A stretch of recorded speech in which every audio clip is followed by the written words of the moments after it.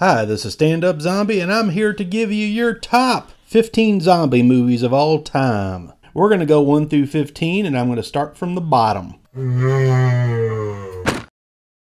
Number 15, Zombieland. You know it, you love it. I didn't love it too much, but I thought with the cameo by Bill Murray, it definitely deserves to be on this list. If it did not have that cameo, I don't think I would have it on this list.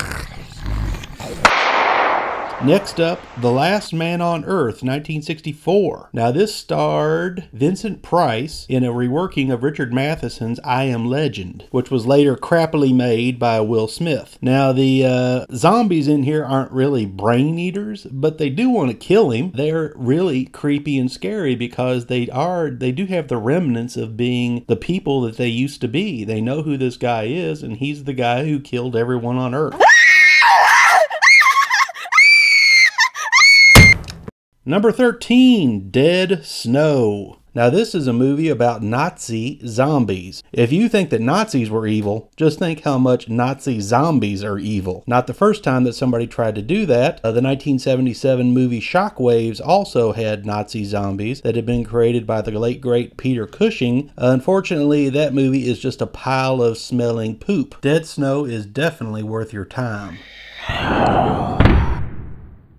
Alright, coming in at number 12, we have Fido. Fido is a great movie for zombies because it's kind of like our own little Lassie. Because it's a little boy and he has a pet, and his pet just happens to be a brain-eating zombie. The thing is, Fido is very similar to like Escape from the Planet of the Apes. If you have zombies around like they had apes around, what do? Why, you make them servants and you put them to work. Or you make them your pet. Not really a good idea. This is a hilarious movie that has all sorts of hijinks, which ends up with people getting their brains eaten. Alright, number 11 on our list, we have Land of the Dead, 2005. This is the first movie you'll see on our list by the great George A. Romero, the inventor of the modern zombie movie. Before this, it was all about voodoo and people coming back from the dead, and they just kind of stared there glassy-eyed, and they weren't looking to eat brains at all, to tell you the truth. This is the first time Mr. Romero had a large enough budget for a movie to where he could actually cast some stars. We have John Leguizamo and the late great Dennis Hopper just chomping the scenery like I like to chomp brains. So basically all the rich people are living up in a high-rise condo, and guess what? The zombies are coming. Of course they light up the electricity in this condo, which is like a giant flare in the sky saying, "Zombies, brains are here, please come and eat me." This is not the best George A. Romero movie, but it definitely deserves to be on this list. Number 10, 28 Days Later. So a chemical is released that basically turns people into zombies, even though they don't really call them zombies. They call it, rage. They don't know real rage unless you're a zombie, because apparently it makes you bloody pissed off. I say bloody because this is the first British zombie movie on our list, and we may have 1 or 2 more.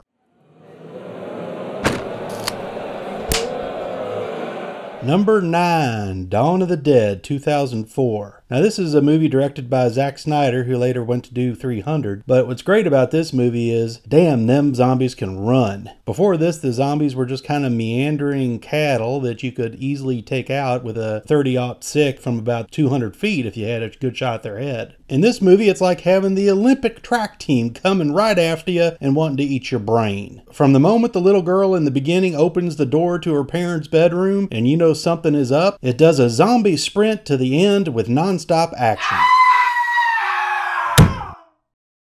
Number 8, Reanimator. Now, this movie stars Jeffrey Combs playing Dr. Herbert West, the crazy scientist with the glowing green liquid that brings dead things back to life. Now, he is liable to shoot about anything up with this liquid to bring it back to life, from a cat to fingers to you name it. The late great David Gale plays Dr. Carl Hill, Herbert West's adversary. Now, at one point, Herbert West decapitates Dr. Hill, and you would think that would be the end of the story. However, you're wrong, it's just the beginning. Let's just say Dr. Hill comes back and he's a little headstrong, much to the chagrin of Barbara Crampton, who plays the head's lust interest. Reanimator was brought to you by Stuart Gordon and Brian Yuzna, who came back and did 2 sequels to this, the second of which is Bride of Reanimator. I know Bride of Reanimator doesn't get on a lot of best of lists for zombie movies, but if you're going to take a detached head and then sew bat wings on it to have it fly around the rest of the movie, I think it's worth a look as well. In the number 7 position, 1979 Zombie, also known as Zombie 2. This is director Lucio Fulci's way over the top, illegal some might say, follow-up to Dawn of the Dead. Fulci transplants zombie lore back to the Caribbean. There is an unending list here of how they try to put gore into this movie. And best of all, if you can believe this, why should I watch this movie? A zombie eats a shark. Number 6. The classic, The Beginning, Ground Zero, Night of the Living Dead. 1968, directed by George A. Romero. This was a black and white, low-budget movie shot right outside Pittsburgh, Pennsylvania. Now, there had been zombie movies before, but not zombie movies where the zombies walk around and eat the living. Since this is the basis of all modern zombie movies, every zombie aficionado, screenwriter, film director, and whoever who likes zombie movies should have an altar to George A. Romero in their crypt. Number 5, Return of the Living Dead. Now I know a lot of you haters out there put this way down on zombie list, and I really don't know how you can do that. This is the movie that gave us the refrain of brains.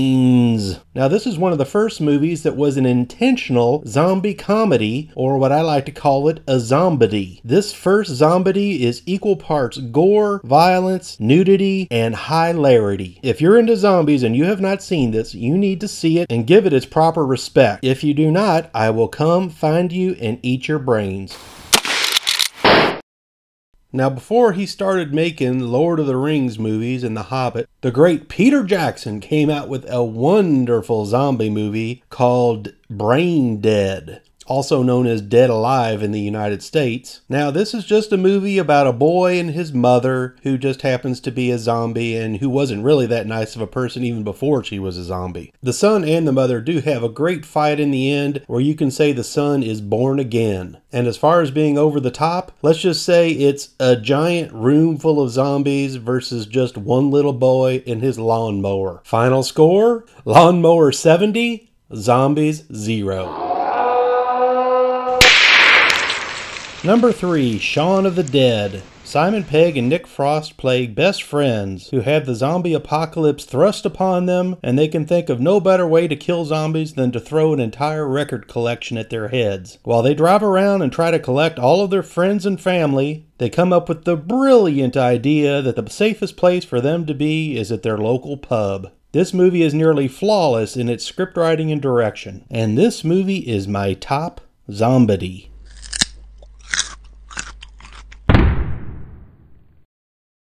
Number 2, Day of the Dead. Hey bub, can you learn how to shoot a gun? Sure he can, and that's what the zombie does in this fine film by the great George Romero. Bub is almost the first time that we get almost a sympathetic view of zombies, which I really like, showing that you have the evil scientist who's just trying to experiment on him, but it looks kind of like Bub has retained some of his humanity. Anyway, some straggling survivors of the zombie apocalypse are living in an old missile silo, and the zombies know they're there, so they just kind of wait for the back door to open. Of course, you can't have too many regular humans in one place without personalities clashing and the back door being opened. I give all props to Sherman Howard, who portrayed Bub, making him lovable. Finally, now we are down to the top selection for the best zombie movie of all time. What do a helicopter, a screwdriver, a machete, and a shotgun have in common? They're all used to kill zombies in Dawn of the Dead. A ragtag group of escaping humans go into a mall, kill all the zombies in the mall, and kind of make sure that it's all locked up so they have their own little world there. However, as we keep seeing, more and more zombies for some reason are drawn to the mall. Maybe it was their memories of the food court, or the memories are of eating people, which they know are in the mall. Other than me giving props to Mr. Romero, I do also have to throw a gigantic amount of props towards Mr. Tom Savini. Other than playing the head of the biker gang that actually ends up breaking into the mall, he was also head of all the makeup effects work in this film. Now I know when some of you knuckleheads see this movie now, you go, well, that don't even look real. Well, you know what? Look closer, because it does look damn real. And if you need me to come over and rip open your stomach and pull out your intestines so you can get a better view of how it actually does look, I'll be happy to do that. Dawn of the Dead, the zombie movie that rules them all.